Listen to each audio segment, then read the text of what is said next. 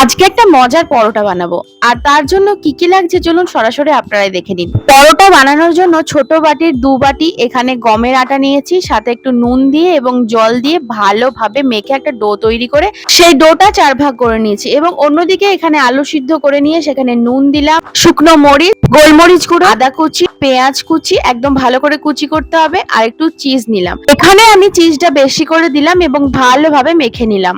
এবার ময়দার ওই ডো গুলোর মধ্যে এক এক করে কিন্তু পুরটা ভরে দেবো এবং বেশি করে ভরবো এবং মুড়েও দেবো।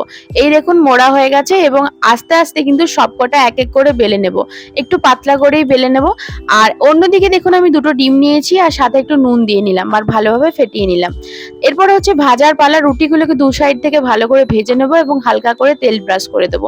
এর উপর দিয়ে দেবো ডিম। ডিমটাকে এদিক ওদিক উল্টে পাল্টে দিয়ে দেবো এবং তৈরি হয়ে যাবে এই একটা পরোটা। খুবই মজার খেতে। ভালো লাগলে রেসিপিটা লাইক দিয়ে দেবেন। টাটা।